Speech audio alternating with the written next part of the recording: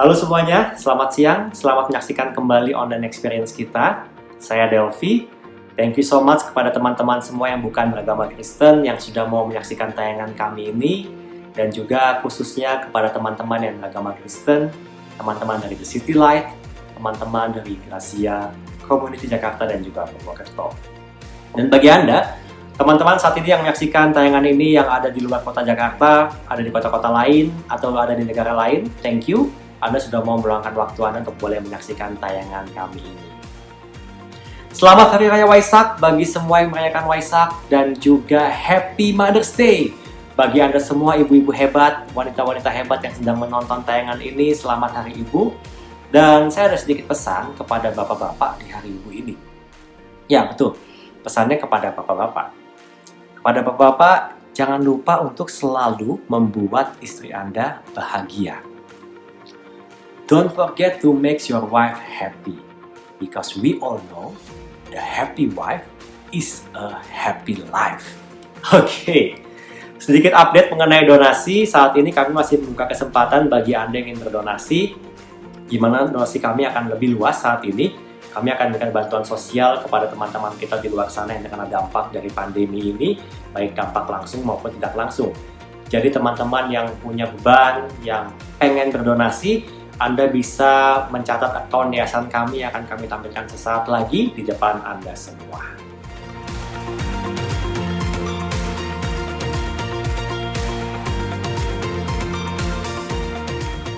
Thank you. Oh ya, kalau boleh saat ini saya juga pengen mengajak Anda untuk melakukan yang namanya PSBB. PSBB versi saya kali ini adalah PSBB. Positif, semangat, bersyukur, berdoa. Positif, semangat, bersyukur, berdoa. PSBB. Ya, yang pertama adalah positif. Di masa-masa ini, positive thinking itu penting sekali. Kita penting untuk membagikan hal yang positif dan juga melakukan hal yang positif. Kenapa? Karena kita tahu di luar sana banyak yang kehilangan pekerjaan mungkin, banyak yang kehilangan penghasilan, tapi banyak juga hal positif yang bisa kita nikmati saat ini. Contohnya adalah bagi bapak-bapak yang biasanya sibuk, nggak punya waktu, selalu sibuk kerja di luar sana, saat ini Anda punya banyak sekali waktu di rumah dengan keluarga Anda. Bagi ibu-ibu yang biasanya sibuk baking muka, sibuk make up, sibuk pakai skincare dan sebagainya, Anda sekali ini juga punya banyak waktu untuk baking kue dan juga baking roti. Dan mungkin biasanya ibu-ibu nggak suka masak, ada yang nggak pernah masak, saat ini mau nggak mau Anda mencoba untuk masak. Anda mencoba untuk membuat masakan-masakan baru yang sebenarnya belum pernah Anda buat. Pastinya hal yang positif. Kepada anak-anak yang masih sekolah, yang masih kuliah, Anda juga saat ini punya banyak waktu di rumah dengan keluarga Anda. Dan yang kedua adalah semangat. Semangat itu sangat penting saat ini. Saya mengajak Anda untuk tetap semangat, untuk tetap memiliki daya juang, supaya kita bisa sama-sama melewati masa-masa sulit ini. Yang ketiga, bersyukur. Bersyukur kepada Tuhan, Tuhan masih menjaga saya, masih menjaga Anda semua, masih memelihara kita dan keluarga kita. Dan yang keempat adalah berdoa. Jangan lupa berdoa supaya masa-masa sulit ini cepat selesai. Dan yang tak kalah penting adalah minta kekuatan dari Tuhan. Kenapa saya bilang penting? Karena pencobaan-pencobaan yang Tuhan izinkan terjadi dalam kehidupan kita itu tidak melebihi kekuatan kita. Untuk itu jangan lupa juga berdoa untuk minta kekuatan dari Tuhan. Kemarin saya sempat baca di sebuah sosial media, saya lupa dari mana, tapi yang pasti ini bagus banget. Singkat, bacaan singkat, saya juga pengen bagikan untuk teman-teman semua. Judulnya adalah Lessons from COVID-19. Di sini adalah ada 6 poin. Poin yang pertama, life is short. Hidup itu singkat. Poin yang kedua, death is sure. Kematian adalah pasti. Kemudian poin yang ketiga dituliskan adalah jobs are temporary. Pekerjaan saat ini itu hanya sifatnya sementara. Yang keempat, health is wealth. Sehat itu kaya di masa-masa ini. Yang kelima, tomorrow is not promise. Hari esok, besok tidak pasti, tidak menjanjikan. Dan yang keenam, only God can save. Hanya Tuhan yang bisa menyelamatkan, dan hanya Tuhan yang bisa memulihkan. Di saat-saat yang penuh dengan ketidakpastian, di saat-saat yang mungkin membingungkan untuk kita semua, kita percaya dan kita yakin akan ada jalan yang akan Tuhan berikan kepada kita, karena Dia adalah pembuka jalan dan Dia adalah pembuat jalan itu sendiri. Because Jesus is a way maker.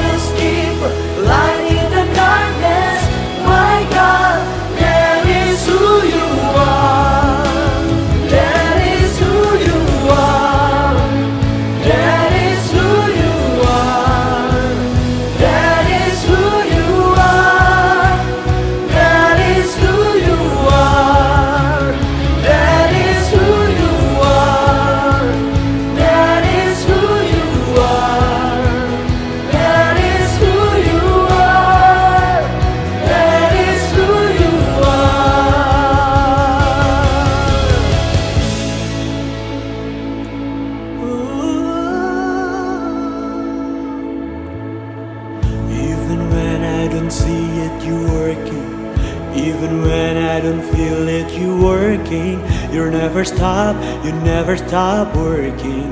You never stop working.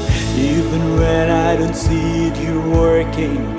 Even when I don't feel it, you're working. You never stop working. You never stop working. Even when I don't see it, you're working. Even when I don't feel it, you're working. You never stop working. You never stop working. Even when I don't see it, you're working. Even when I don't feel it, you're working. You never stop working. You never stop working. Waymaker, miracle worker, promise keeper, light in the darkness. My God, that is who you are. You are waymaker, miracle worker, promise keeper, light in the darkness. My God, that is who you are. That is who you are. That is who you are. That is who you are. That is who you are. That is who you are. That is who you are. That is who you are. That is who you are.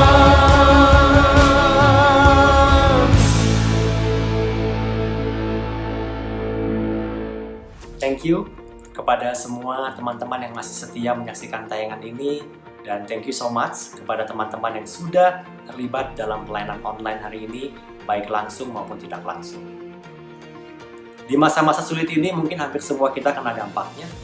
Kita semua tahu bahwa banyak bisnis yang sepi, bahwa banyak bisnis yang lesu.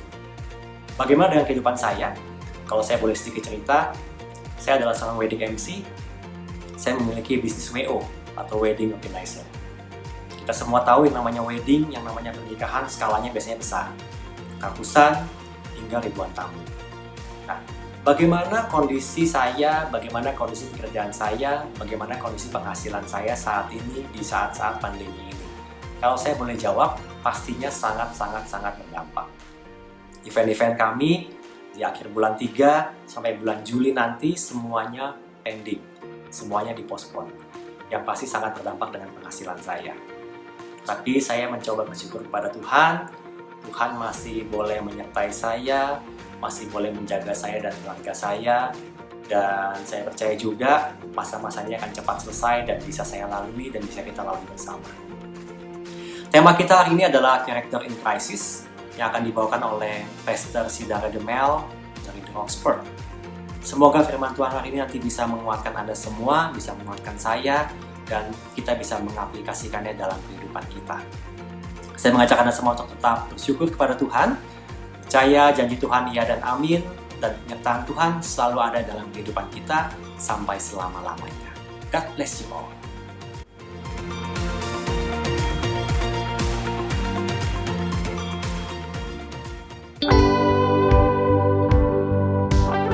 Mari di saat ini kita bersyukur untuk kasih-Nya dalam hidup kita. Banyak yang Kau perbuat di dalam hidupku. Rancangan indah-Mu terjadi di hidupku. Bapa yang mengerti segala yang ku perlu. Kasih-Mu sempurna nyata dalam hidupku. Ku bersyukur Bapa,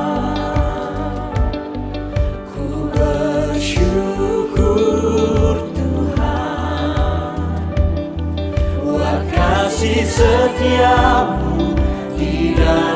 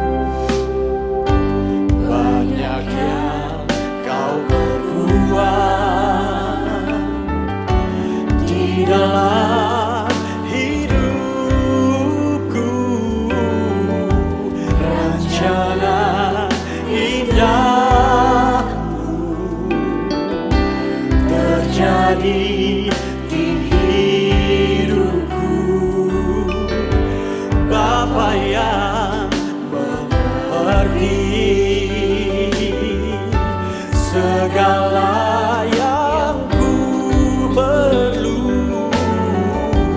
Kasih-Mu sempurna, nyata dalam hidupku.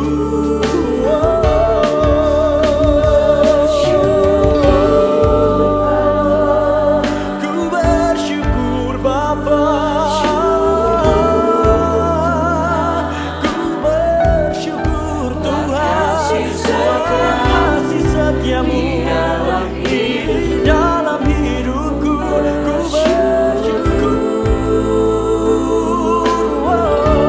Ku bersyukur, ku bersyukur Bapa, ku bersyukur Tuhan, buat kasih setia-Mu di dalam hidupku. Ku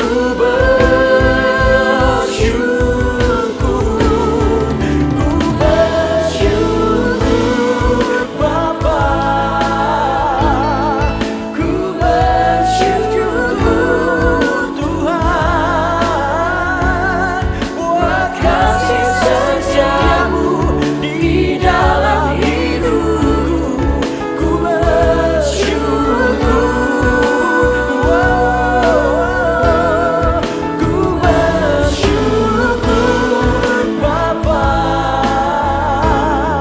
ku bersyukur Tuhan, buat kasih setia-Mu di dalam hidupku. Ku bersyukur,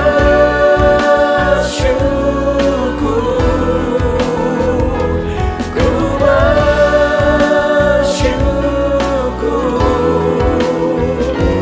ku bersyukur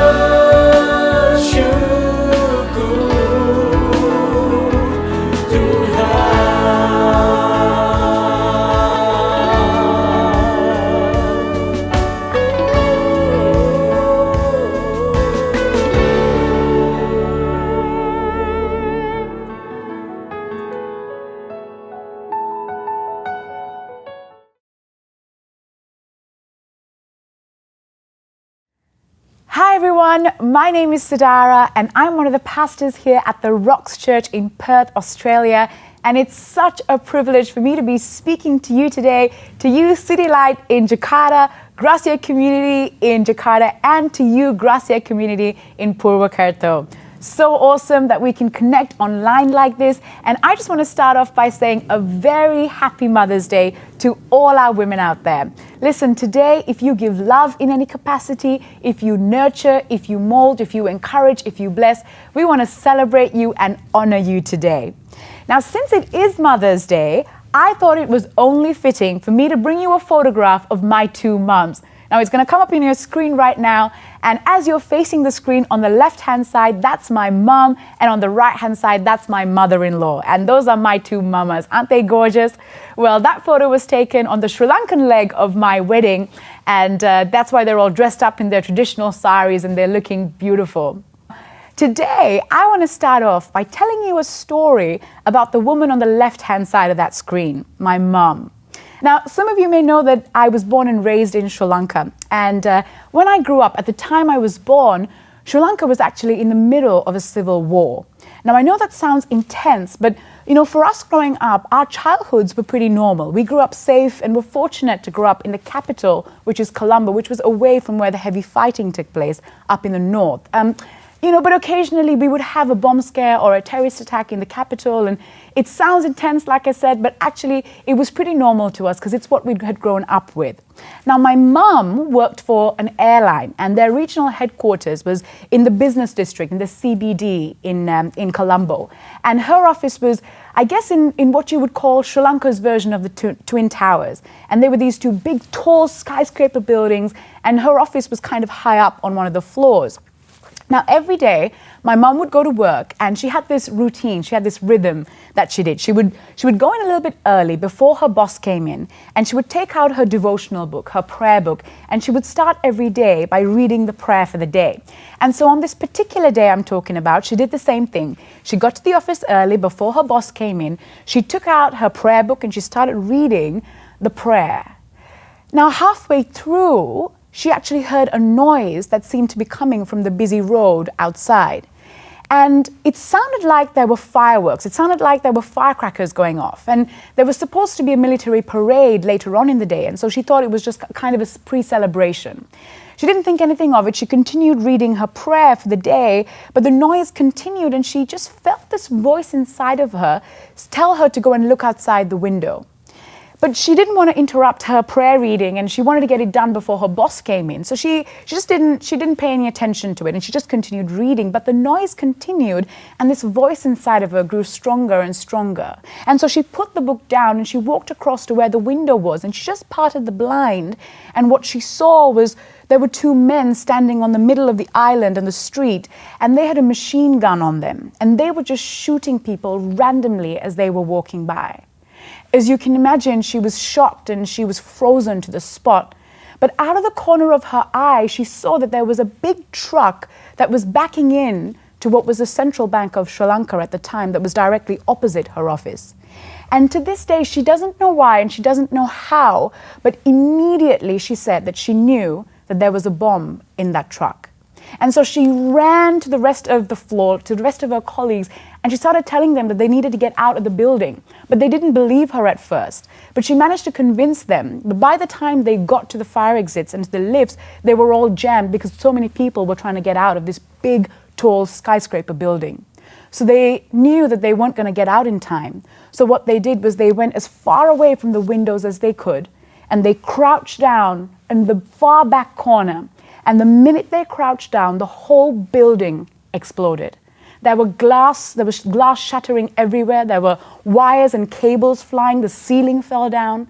And I remember being a 10-year-old child. I was in school at the time. And I remember hearing this deafening sound, and the ground beneath our feet just shook and it vibrated. You know, by the grace of God, my mum wasn't hurt or she wasn't killed that day. But so many others weren't as fortunate. That blast killed nearly 100 people and injured 1,400 more people. These are some of the photographs that appeared in the newspapers in the following days. Now, I've heard my mum tell this story a few times over the years. And every time she tells this story, the people listening, they ask her, how did you manage to not panic? How did you manage to keep your head? How did you manage not only to live through this experience, but how did you manage to just take also a colleague of yours that was hurt all by yourself, staggering, carrying his weight all by yourself with his blood all over your clothes? How did you manage to get him to hospital? And as a 10-year-old child, I remember listening, but I can't actually remember any of her answers. But I remember thinking that I wasn't surprised. You know, my mum is a hero on all accounts. Because of her, people's lives were saved that day. And I'm proud, but I'm not surprised. You see, I'm not surprised that she listened to that still small voice inside of her. I'm not surprised that she put her needs second and the needs of somebody else, her colleague who was injured, above her own. I'm not surprised that she didn't panic. I'm not surprised that she didn't lose her head. You see, because that's the kind of person my mum has always been. Whether that was helping us with homework, whether that was breaking brownies for us, whether that was navigating my father's heart attack a few years later, or helping people in a terrorist attack, that's the kind of person she's always been. You know, a bishop by the name of Brooke Westcott said this. He said, "Great occasions do not make heroes or cowards. They simply unveil them to our eyes." Great occasions don't make heroes or cowards. They simply unveil them to our eyes. And I agree with him, because watching my mum over the years, one thing I've learned is this. Crisis doesn't create character. Crisis simply unveils character. You know, it's the small moments, it's the everyday moments, it's the mundane moments, the small decisions that we make when no one else is watching. Those are the moments that shape and build and mold character. You know, right now, you and I are in the middle of a global pandemic. It's a crisis that has shook the world to its core. And there have been so many stories of struggle, of loss, of heartache, so many of us personally affected by everything that's going on. And all the while, as a follower of Jesus Christ, I'm challenged by what this crisis reveals about my character. Listen, if you're not a follower of Jesus Christ today, then we're so glad that you're tuning in. Welcome. It's awesome to have you with us. But you would also agree that this crisis, it has challenged us to think about who we are and why we do what we do. And so for the rest of my time today, I want to talk to you about character in the middle of crisis by looking at a story we find in the Bible. It's a story we find in 2 Kings chapter 4. And it's a story about a woman, a mother in the middle of her own crisis. Now, we don't know very much about this woman. We know that she's wealthy, she's doing all right for herself, and she lives in a town called Shunem. Now, in the town of Shunem, back in the day, there was also a prophet by the name of Elisha. And a prophet back in the day was a representative of God. He was an intermediary between God and people. And this prophet Elisha and his servant Gehazi, they would pass through this town of Shunem frequently. And when they did, the Shunammite woman and her husband, they would show them great kindness and they would show them a great deal of hospitality. Now, Elisha was so grateful, he wanted to repay this woman for her kindness. And so upon learning that she didn't have any children and she was far along in age, he prophesied into their life. He promised them that she would conceive and miraculously give birth to a son. And so it happened exactly like Elisha said. She conceived and she gave birth to a son, and the son grew up and they were happy as a family. And then tragedy struck. A crisis occurred. And we join the story in 2 Kings chapter 4 and verse 18. The words will come up on your screen so you can follow along super easily. And it says this, it says, "One day when her child was older, he went out to help his father who was working with the harvesters. Suddenly he cried out, 'My head hurts, my head hurts.' His father said to one of the servants, 'Carry him home to his mother.' So the servant took him home, and his mother held him on her lap. But around noontime, he died. She carried him up and laid him on the bed of the man of God, Elisha's bed, and then she shut the door and left him there. She sent a message to her husband, 'Send one of the servants and a donkey so that I can hurry to the man of God and come right back.' 'Why go today?' the husband asked her. 'It's neither a new moon festival nor a Sabbath.' But she said, 'It will be all right.' So she saddled the donkey and said to the servant, 'Hurry, don't slow down unless I tell you to.' As she approached the man of God, Elisha, at Mount Carmel, he saw her in the distance, and he said to Gehazi, 'Look, the woman from Shunem is coming. Run out to meet her and ask her, is everything all right with you, your husband and your child?' 'Yes,' the woman told Gehazi, 'everything is fine.' But when she came to the man of God at the mountain, she fell to the ground before him and caught hold of his feet. The story continues, and Elisha actually goes back to Shunem with this woman, and after doing everything that needed to be done, this boy that lay dead, he was raised back to life. Today, I believe, church, that God wants to speak to us in the middle of our crisis by looking at the story of the Shunammite woman, by looking at her character in the middle of her crisis. More specifically, what she did, where she went, and what she said. In other words, her action, her confession, and her direction. Because you see, just like this Shunammite woman, I believe that for us, our character in the middle of our crisis is deeply impacted by what we do, what we say, and where we go. Now, today, I don't know what crisis looks like for you. Perhaps due to this global pandemic, you find yourself in financial hardship. Perhaps someone in your family has lost a job. Or maybe for you, you struggle with mental health challenges at the moment. Perhaps you found isolation really hard, not being able to come to church, not being able to be a part of community like we're used to. Maybe for you, homeschooling your children has taken a toll on you. Perhaps your marriage is struggling right now. Whatever situation you find yourself in today, I believe that your action, your confession, and your direction are really powerful right in the middle of where you are. So we're going to talk about these a little more. Firstly, our action. What we do? Did anyone else start this year, 2020, with big plans and possibilities and dreams that you had for the year, goals that you wanted to achieve? Is it just me? I think there's a few of us out there. Well, I think it's safe to say that 2020 hasn't quite turned out the way that we thought it would. And you know, when you look at all these goals and dreams and plans that seem to have come to a stop, it's easy to get disappointed, isn't it? When you look at all of the things that seem to have come to a grinding halt, I don't know about you, but it's easy to get disappointed. And that's normal because, well, it is disappointing. As we read the story of the Shunammite woman, we find that she knew a thing or two about disappointment. We find her at her lowest point, a mother holding her child who had died in her arms. This miracle that was born to her, the promise of God that came true in her life. I can't imagine the heartache, the grief, the utter and bitter disappointment she would have felt. But what really struck me about this Shunammite woman is what she did next, the action that she took next. What do you do when someone passes away?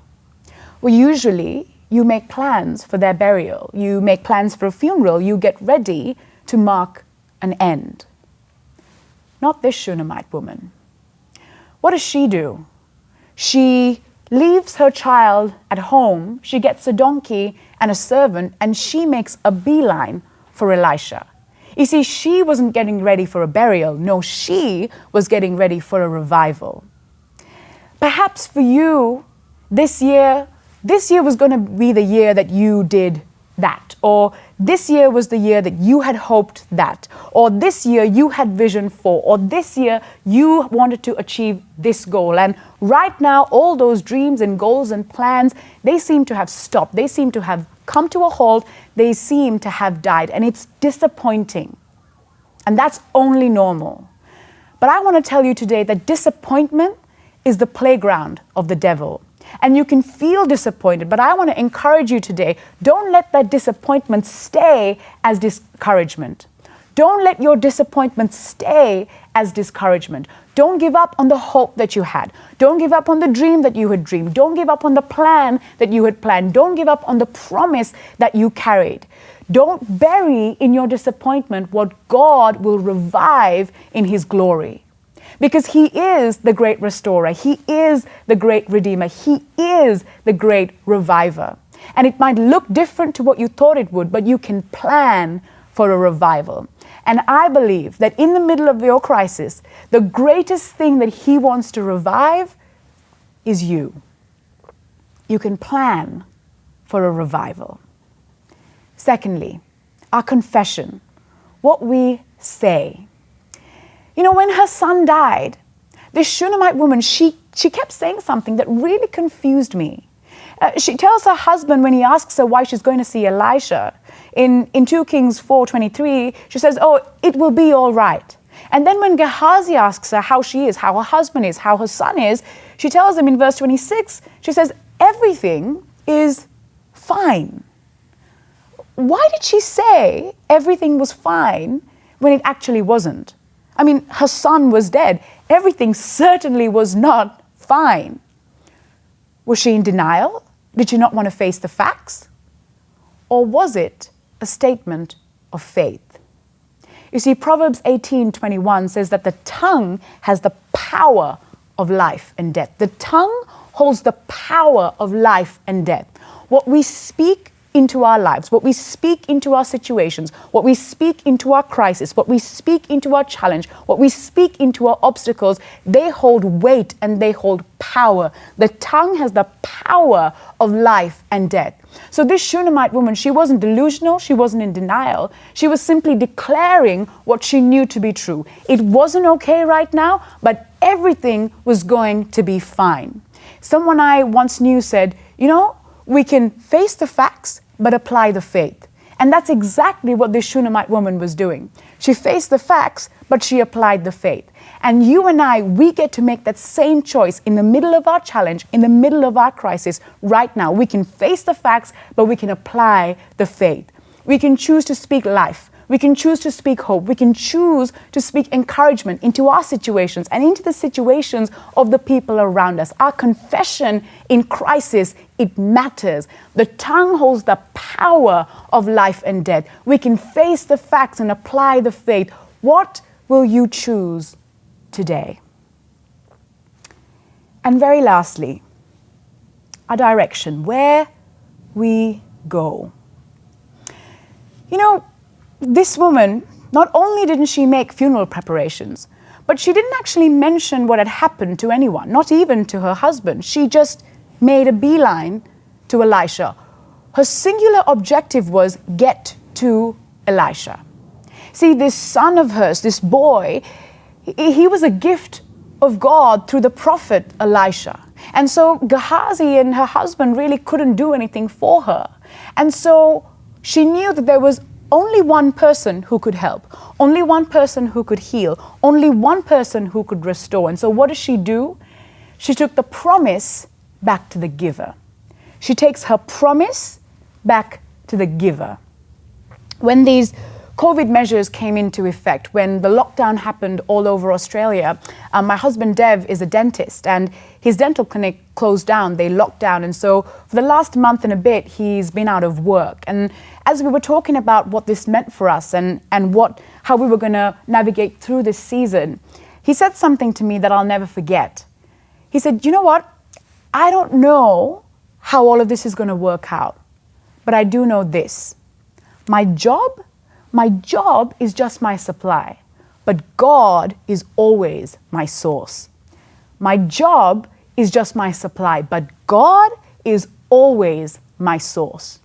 So when the supply seems to run out, when the sun seems to die, when the seed seems to be dormant, what do? You go back to the promiser, you go back to the giver, you go back to the source of the supply.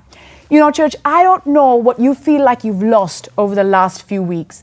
I don't know what seems to have died, what promise seems to have died in your life. I don't know what you feel like has been taken away from you. But I do know that there's only one place that you can go, only one place that you can take your confusion, your anger, your frustration, only one place that you can take your hurts and you can take your disappointments. There's only one person who can help, only one place to go, only one direction to head in. Psalm 121 says, I lift my eyes up to the hills. Where does my help come from? My help comes from the Lord, the maker of the heavens and the earth.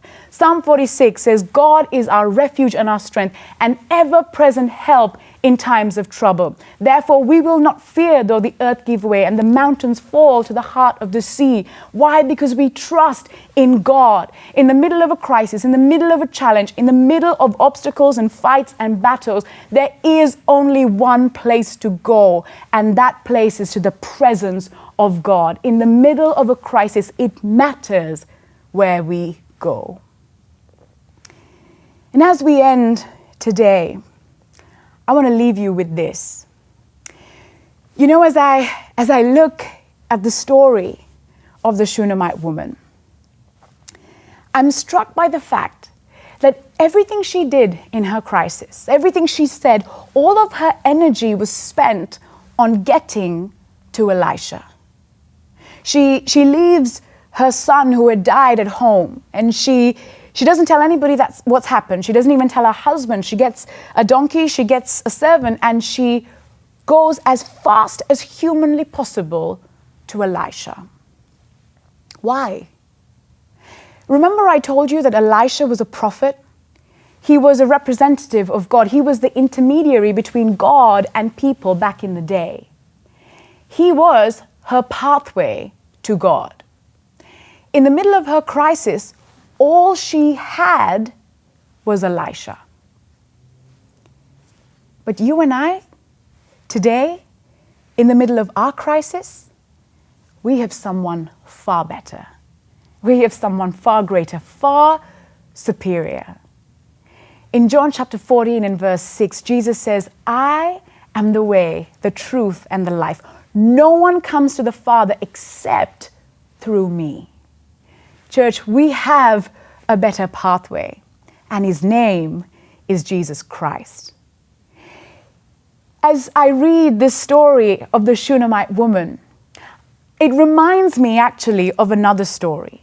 It points forward to a story that has not yet happened. It's a foreshadowing of something that was yet to come.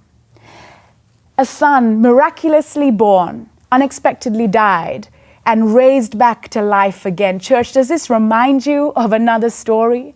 Does it not remind you of the story of Jesus Christ, the Son of God, born of a virgin, died a sinner's death on a cross, and raised back to life in glory? Does it not remind you of the story of Jesus?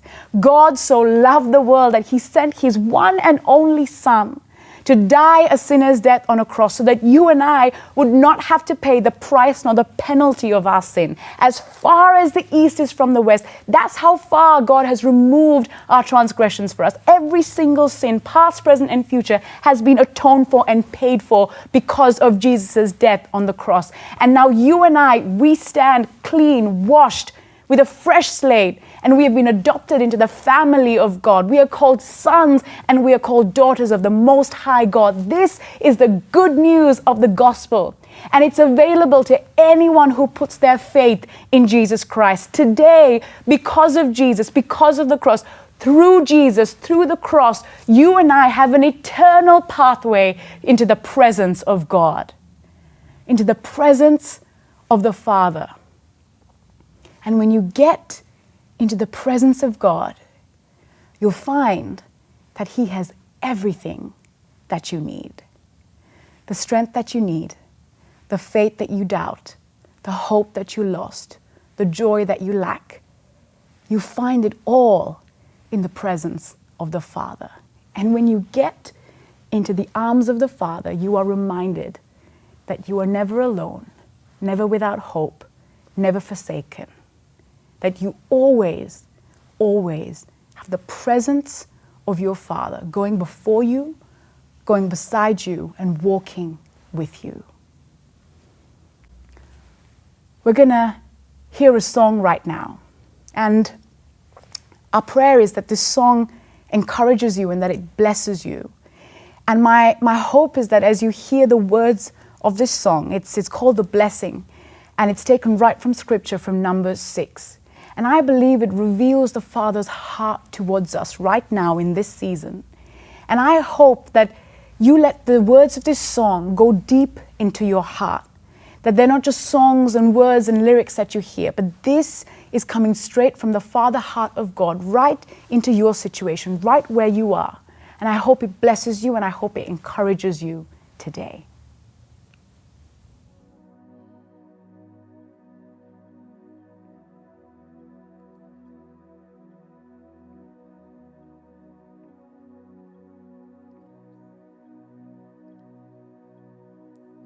The Lord bless you and keep you.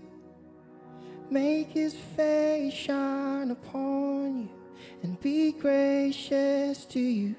The Lord turn his face toward you and give you peace.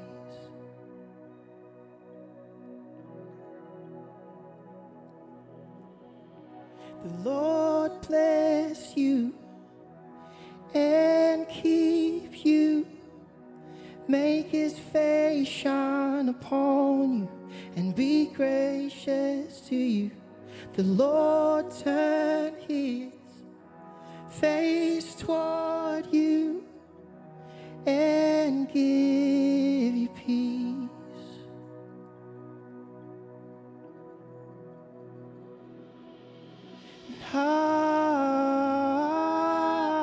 Amen.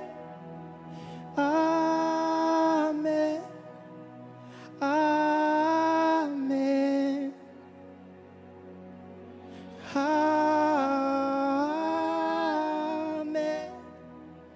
Amen. Amen.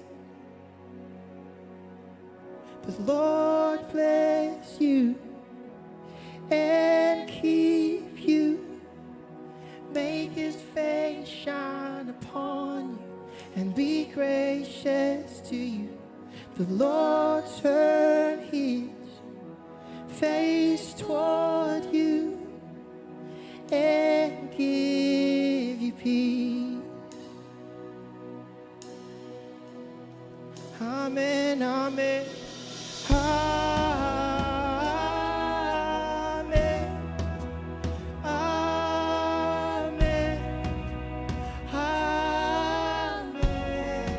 amen,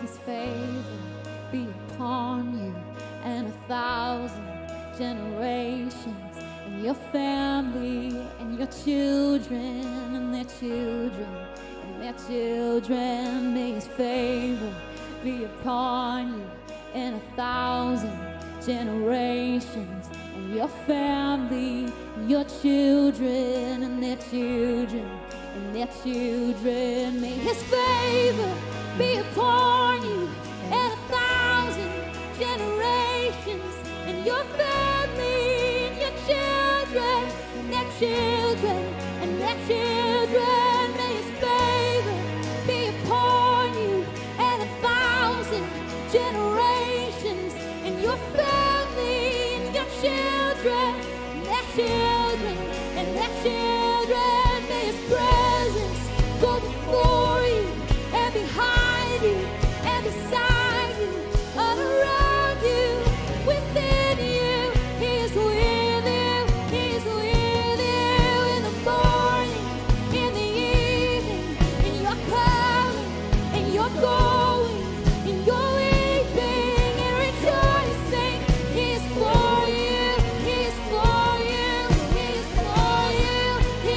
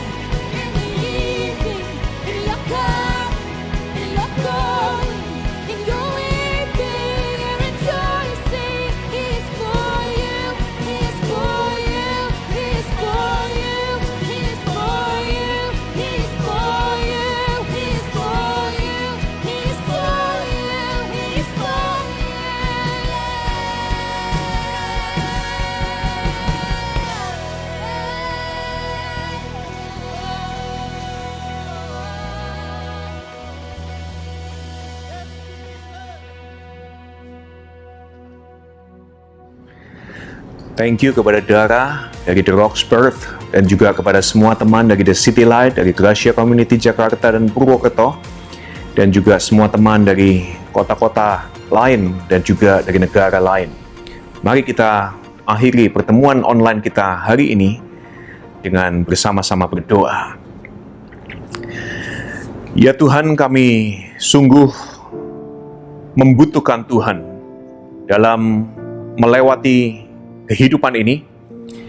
Dan selama hari-hari ini di mana banyak sekali di antara kami yang juga kebingungan, gelisah, dan khawatir, inilah saatnya kami juga menunjukkan bahwa anugerah Tuhan terus menolong kami semua untuk membangun karakter pribadi kami. Kami punya mentalitas dan karakter sebagai anak-anak Tuhan yang diberi anugerah dan juga diajar kebenaran oleh Tuhan sendiri. Dan kami juga berdoa bagi teman-teman kami yang di masa-masa sulit ini pun juga harus mengalami beberapa situasi yang semakin tidak mengenakan. Selain bisnis sulit, juga mungkin masalah kesehatan anggota keluarga. Kami tidak bisa menyebut satu persatu, tapi kiranya Tuhan bersama-sama dengan semua teman kami yang hari ini bergumul dengan kesulitannya masing-masing, di rumah sakit, di rumah maupun di berbagai macam tempat. Tuhan kiranya memberikan kekuatan dan hikmat dan menyertai melewati lembah yang tidak mengenakan ini. Dan di akhir pertemuan kami siang hari ini, kami berdoa kiranya berkat anugerah dari Allah Bapa, dari Tuhan Yesus Kristus, dari Allah Roh Kudus menyertai kami semua, yang Kristen maupun yang bukan Kristen. Kami terus disertai oleh Tuhan, diberi hati yang sukacita, diberikan hikmat dari Tuhan, mengelola semua yang Tuhan percayakan.